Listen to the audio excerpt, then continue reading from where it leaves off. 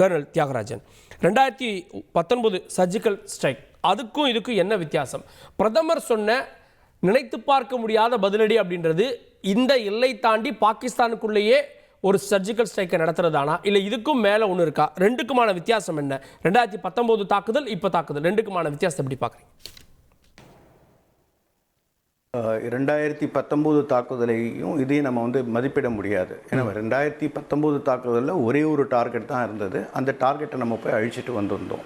So அதையும் இதையும் நம்ம பண்ண முடியாது. அதாவது நம்ம சொல்லணும் அப்படின்னு சொன்னால் 25 நிமிடங்களில் 24 மிசைல்ஸை வச்சு 9 டார்கெட்டை நம்ம டார்கெட் பண்ணியிருக்கோம்.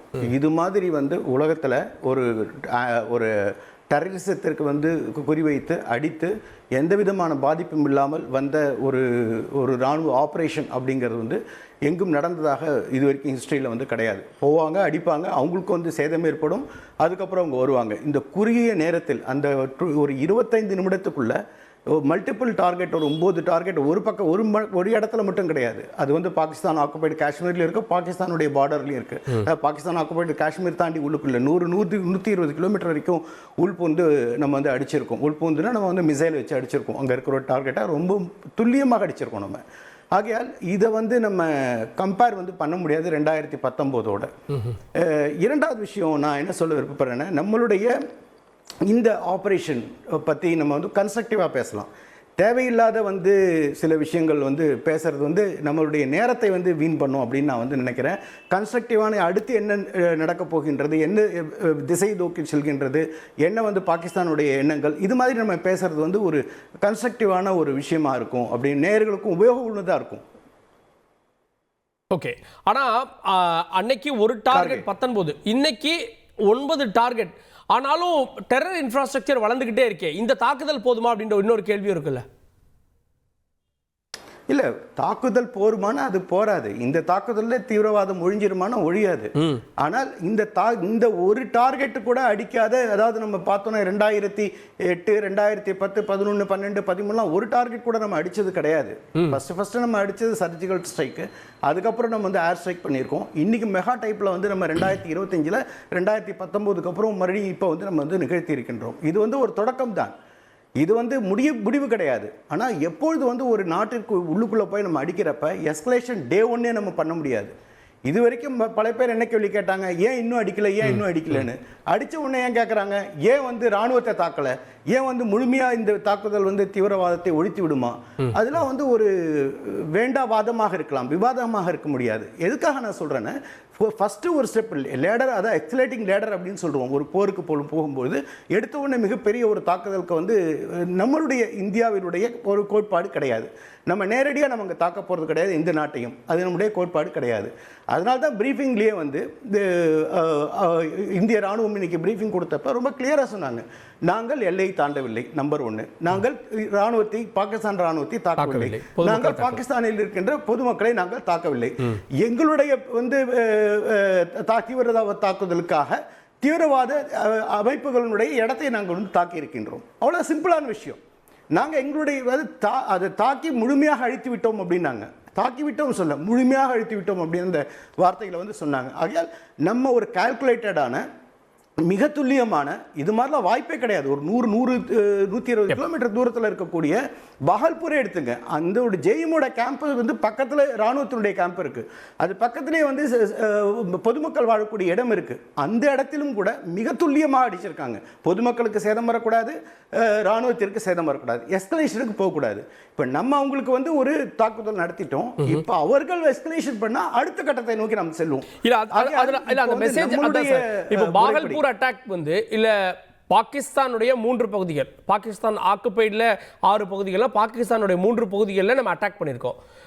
இப்போ பாகிஸ்தான் என்ன பண்ணோம், எங்களுடைய நிலத்தை நீங்கள் தாக்கிட்டீங்க, நாங்கள் பதில் அட்டாக் பண்ண போகிறோம், ஆர்மிக்கு நாங்கள் ஃப்ரீ ஹேண்ட் கொடுத்துட்டோம் அப்படின்ற தகவல்களை பார்க்குறோம். இப்போ பாகிஸ்தான் என்ன பண்ணுற கேள்வி இருக்குல்ல? நேற்றுலேருந்து அவங்களுக்கு ஒரு 4 விதமான அவருடைய ஸ்டேட்மெண்ட் வந்திருக்கு. ஒரு நாடுன்னா அந்த நாட்டில் ஒரே ஒரு ஸ்டேட்மெண்ட் தான் வரும். அவருடைய வந்து பாதுகாப்பு அமைச்சர் என்ன சொன்னார், நாங்கள் வந்து மொத்தமாக எங்கள் கண்ட்ரி அழியும் தவிர நாங்கள் வந்து முழுமையான போர் தொடுக்காமல் விடமாட்டோம் அப்படிங்கிற ஒரு ஸ்டேட்மெண்ட் ஒன்று கொடுத்திருந்தாரு. அதுக்கப்புறம் வந்து இதற்கான தகுந்த நேரத்தையும் தகுந்த இடத்தையும் நாங்கள் வந்து தேர்வு செய்வோம்னு இன்னைக்கு மார்னிங் வந்து ஒரு ஸ்டேட்மெண்ட் கொடுத்துருந்தாங்க.